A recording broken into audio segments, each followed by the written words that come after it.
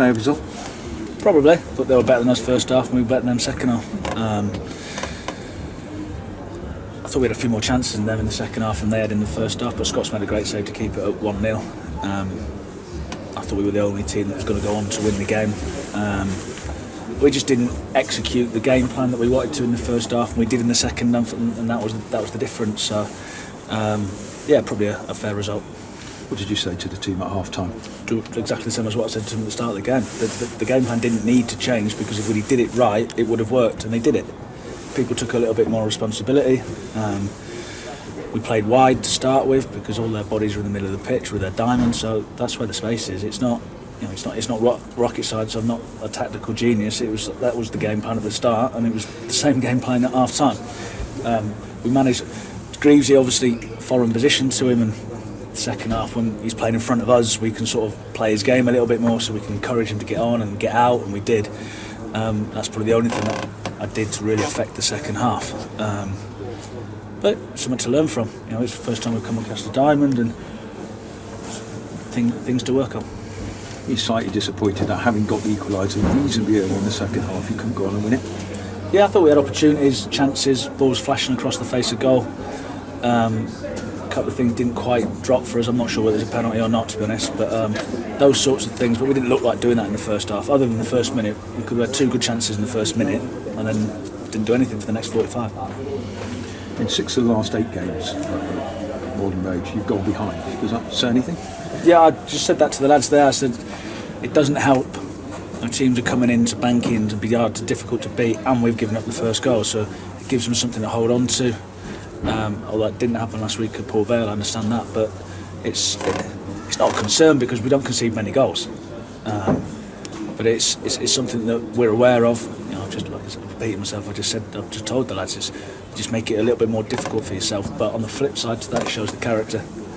Shows the character in the group, that they are prepared to keep going, and they're still going in the 94th, 95th minute, desperate. All their subs were to try and affect to defensively change the game.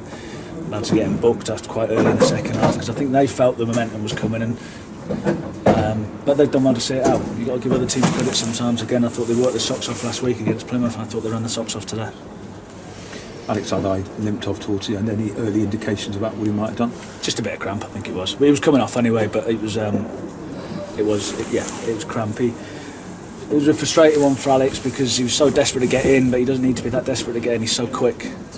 The first half, I think he's probably offside 7, 8, 9 times, and he can give himself 2 or 3 yards on centre halves at most levels because he is so quick. So they're good runs. It's just the timing of them wasn't quite right. Teams now clearly are trying to work out how to play against you because you've been having such a good spell. 6 games in all competitions without a win here. Is that a function of teams coming and setting up differently against you? It's just the cycle of football. We've gone from being, I can't remember last time we got beat away from them now. So it's ever evolving. It's always changing. But the players have shown that they can win at home, and the players have shown that they can win away. So if you can stitch as many performances together, then you'll win more than what you won't. But the problem is today was 2 halves. But the key is they took the information and they took the responsibility at half time. So the players due the credit to change the game around, and it's getting them to recognise that as often as possible. But you can't argue with the consistency of the team. I mean, here we are, 20 league games in, and you've only lost 3, which is a terrific record, really. Yeah, and 2 of those were in August. 2 of those. So we've got September, October, November, most of the way through December, 1 defeat. So yeah, people might say, well, you might have drawn a couple, but we've shown that we're resilient. We've shown we're always going to be in games. We're always, even the Port Vale game, we could ship 3, but there was 3 in 8 minutes, so it wasn't consistently during the game. So that is a pleasing thing. It's the easiest thing to do, to get a structure into the team. But again, the players have to execute it. So it's just different challenges of different games. We're coming up again to the January transfer window. Given your position in the league, does that make your job easier in terms of trying to attract people here? Probably a bit of both, really, because last year, with respect to people that came in, it was nearly anyone we brought in was going to be better than what we had because of where we were. Whereas this year, anyone we bring in has to affect the game, affect the team, and affect the group in a positive manner. So it's probably easier to attract players, but you've got to attract players that are going to impact on the team. So that's the difficulty. Whereas last year, nearly anyone that came in was going to impact on the team. And if you turn it round, because you've been doing so well, there's likely to be interest in some of your players. Have you had any expressions of interest in any of the Cheltenham players? There's been interest. We've had no bids. I think people are aware there's been scouts at most games, but that's a byproduct of doing well. There isn't a team in the country that doesn't do well and people want their players.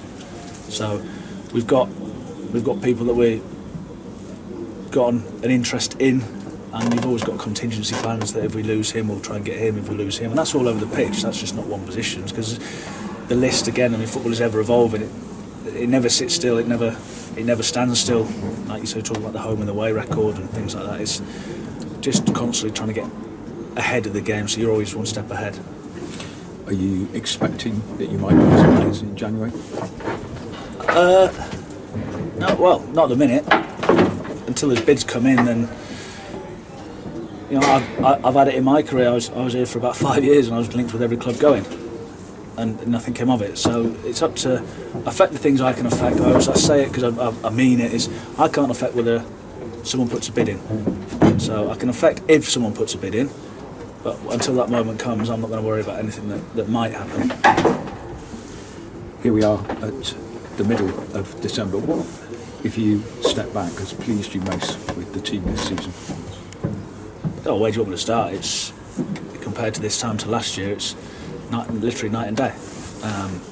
I think the most pleasing thing is that they've managed to develop the culture at the club. That's been, the players have driven that. That's been, you come to training and you see a different persona around the place. You see laughing and joking. That's good. That's part of a good culture. But you see a demand, and then the style of football that we were early into it last year.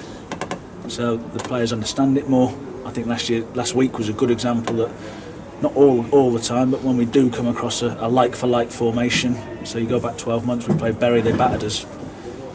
We played Mansfield last week, playing the same way, we battered them. So it is a difficult formation to understand and to work out, and particularly at League Two, because you're asking centre halves who are 6'4" to go and join in, and they quite often find themselves in the opposition penalty area.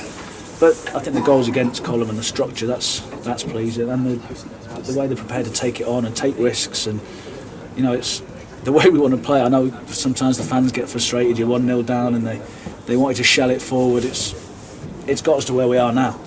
So stick with it, stick with the process, because we believe in what we do.